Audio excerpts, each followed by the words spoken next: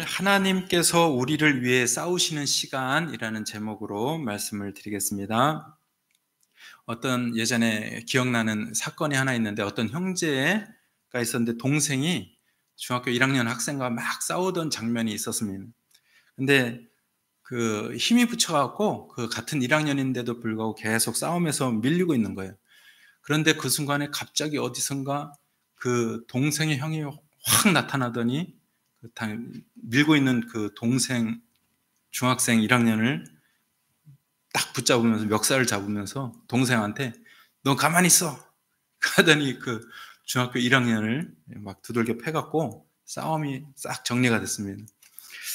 힘이 센 누군가가 나를 위해서 싸워준다면, 힘이 센 누군가가 내 인생을 도와준다면 어떤 문제가 와도 문제가 되지 않고 두려움이 사라진다는 사실을 그때 한번 체험하고 그 기억을 지금 제 알까지 갖고 있습니다. 자기보다 힘이 센 누군가가 딱 가로만 막아주면 정말 무서울 게 없는 거예요. 오늘 13절부터 14절에 보니까 이렇게 말씀하고 있습니다. 모세가 백성에게 이르되 너희는 두려워하지 말고 가만히 서서 여호와께서 오늘 너희를 위하여 행하시는 구원을 보라. 너희는 가만히 있을지니라. 이렇게 말씀하고 있습니다. 이스라엘 백성은 생명의 위협을 당하는 현실 앞에서 자신들을 위해 싸우시는 하나님의 힘과 능력을 보고서야 하나님을 두려워하고 경외하기 시작했습니다. 본 게 있으니까 믿는 거예요. 하나님이 가만히 있는 것 같을 때는 전혀 하나님이 누구신지 관심도 없고 무서워하지도 않다가 자기들을 구원하시는 하나님을 체험하고 나서야 하나님을 경외하기 시작한 겁니다. 애굽 온 땅의 장자들이 죽어나가는 대혼란과 두려움 속에서 이스라엘 백성들은 하나님의 보호를 받고 애굽을 탈출했습니다. 애굽을 떠나오는 사이에 등 뒤를 돌아봤을 때 그 애굽 땅에는 난리가 난 거예요. 두려움이 임했습니다. 대혼란이 임했습니다. 하나님은 이스라엘 백성이 애굽 땅을 나왔을 때 가나안 땅에 올라가라는 약속의 땅을 주시려고 그 백성을 인도했는데 그 블레셋 사람들의 땅으로 올라가는 것에 대해서 염려를 하셨다 그랬죠. 가다가 블레셋 사람들과 싸우면 혹시 두려워해서 애굽으로 다시 돌아갈까 봐. 그래서 하나님께서 그 블레셋 땅을 가는 것을 막으시고 광야 땅으로, 그 광야길로 인도하셨습니다. 약간 시간은 더 걸려도 그 길로 가는 것이 이스라엘 백성들한테 좋겠다 생각하셔서 그렇게 인도하셨습니다.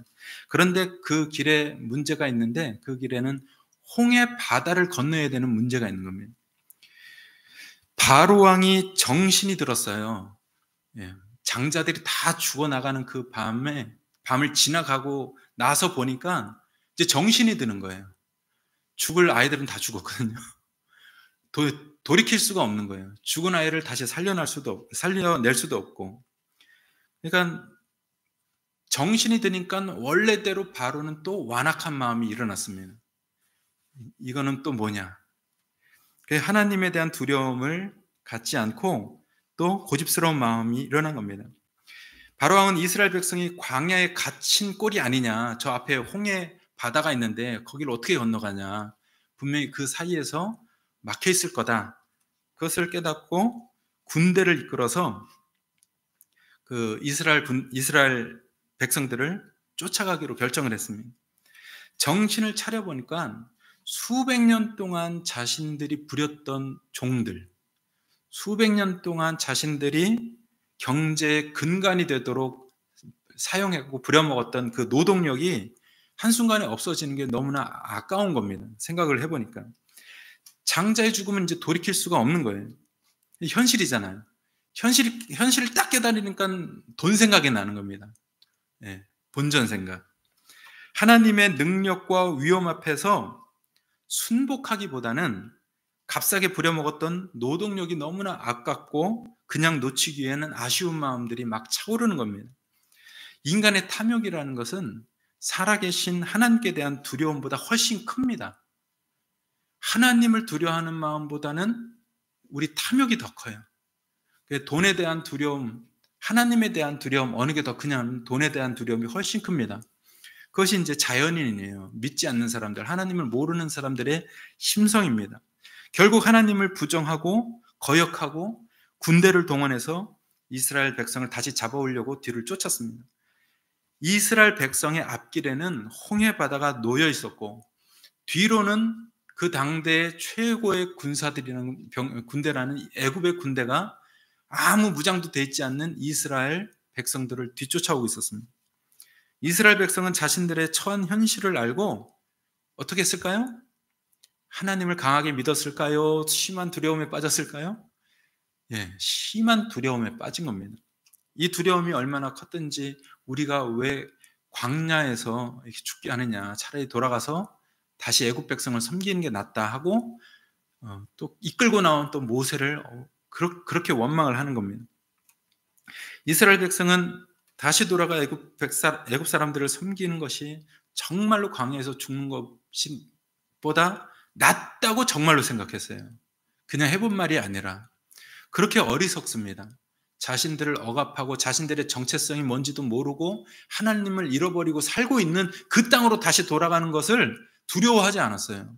육신이 편하면 과거로 돌아가도 좋다. 이렇게 영적이지 못한 사람들이었습니다. 그런 사람들을 이끌고 하나님을 섬기는 백성이 되게 하려고 또 약속 있는 백성이 되게 하려고 하나님께서 이끌어 나오셨는데 백성들은 이러고 있는 겁니다.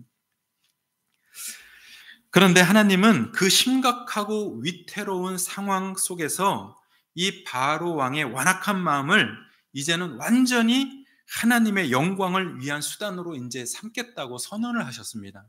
이제 다시는 안 봐주고 이 바로 왕의 완악스러운 고집스러운 흉악한 마음을 내가 이제 도구로 삼아서 세상 모든 사람들이 나를 하나님으로 알고 나에게 영광을 돌리는 수단으로 삼겠다, 기회로 삼겠다 하셨습니다.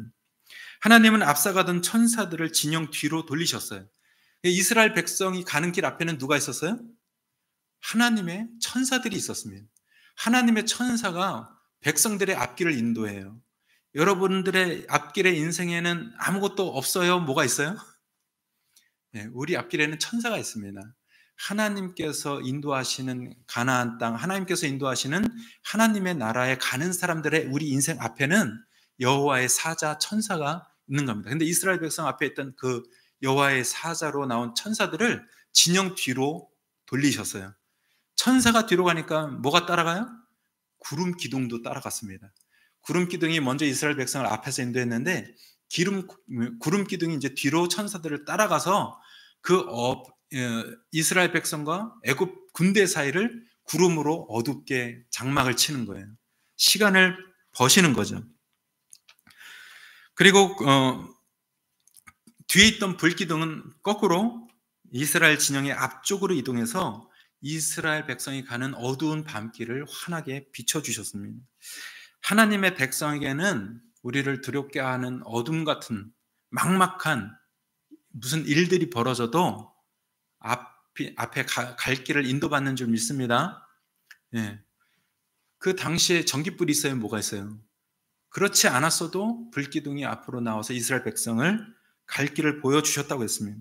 모세가 하나님의 명령대로 손을 내밀자 밤새도록 동풍이 불어서 홍해 바다가 갈라지고 그 바다에 마른 땅이 나왔습니다. 이스라엘 백성이 마른 땅을 건널 때 뒤따라온 애국 군대가 그 바다 한복판을 섰을 때 하나님께서 모세를 통해 또 다시 손을 내밀어 기도하라고 했습니다.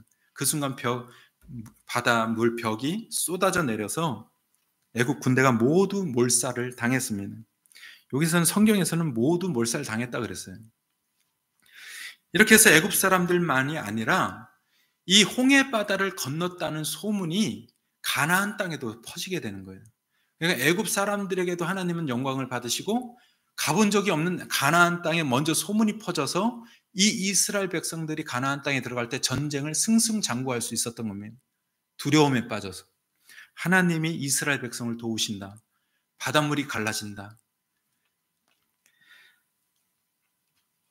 하나님은 이 사건을 통해서 정말로 이 세상에 하나님은 유일하신 하나님 한 분밖에 없다. 여호와이시다라는 사실을 드러내셨습니다. 하나님께서 가장 영광받는 순간은 언제냐면 하나님은 이 세상의 유일한 하나님이십니다라는 고백을 받는 것을 하나님께 좋아하시고, 그럴 때 하나님께서 영광을 받으십니다. 그래서 우리가 기도할 때 하나님은 여호와십니다, 하나님은 이 세상에 유일하신 하나님이십니다, 이렇게 고백하고 기도하면 하나님이 영광 받으세요. 좋아하십니다.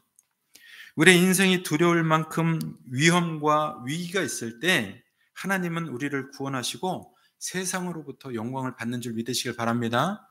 우리가 살아가는데 아무 일 없으면 좋죠. 그러나 무슨 일이 벌어지면 우리는 위태롭습니다.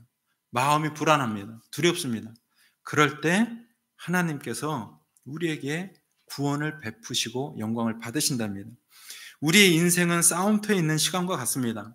먹고 사는 문제로 시험하는 육신의 싸움이 있고, 하나님을 대적하고 부정하게 만드는 악한 영들과의 전쟁이 있고, 먹고 살아가고 하다가 이런저런 일들이 벌어지고 사건 사고가 생겨서 불안한 시간들의 연속입니다.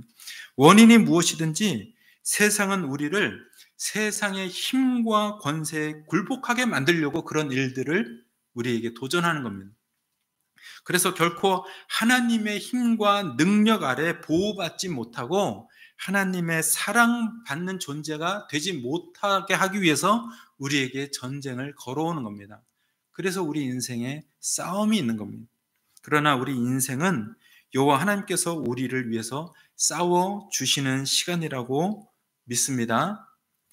세상의 힘과 권세와 위협은 물질 속에서, 또 가족 관계 속에서, 사회 속에서 우리를 두렵게 만듭니다. 그 세상이 우리에게 무엇인가 일을 주면 두렵게 하려고 주는 거예요. 두려우면 어떤다 그랬어요? 옛날로 돌아가고 싶다고요. 애굽으로 돌아가고 싶습니다. 그런데 하나님은 우리에게 뭐라고 하시냐? 너희는 가만히 서서 너희를 구원하는 나의 능력을 봐라, 이렇게 말씀하십니다. 두려움 있을 때 사람들은 옛날로 돌아가고 싶지만 하나님은 너희는 가만히 서서 너희를 위해 싸우는 나의 능력을 보고 구원을 받으라고 하십니다.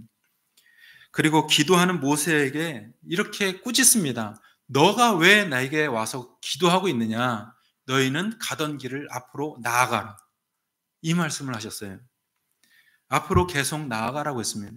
여러분, 우리의 인생이 힘들고 두려워도 맡기신 일, 하나님을 쫓아가는 일, 하나님을 믿는 일, 이런 것들은 우리가 계속해서 감당해야 됩니다. 계속해서 앞으로 걸어가야 됩니다. 뒤를 돌아보면 안 됩니다. 거꾸로 가려고 하면 안 됩니다. 우리에게 앞으로 나아가라는 말씀에 명령에 순종해서 걸어 나가면서 우리가 가만히 우리를 위해서 싸우시는 하나님, 우리를 위해서 싸우셔서 우리에게 구원을 베풀어 주시는 하나님, 그분이 어떻게 승리하시는지를 보고 찬양하고 영광을 돌려드릴 수 있는 인생이 되셔야 될 줄 믿습니다. 아멘.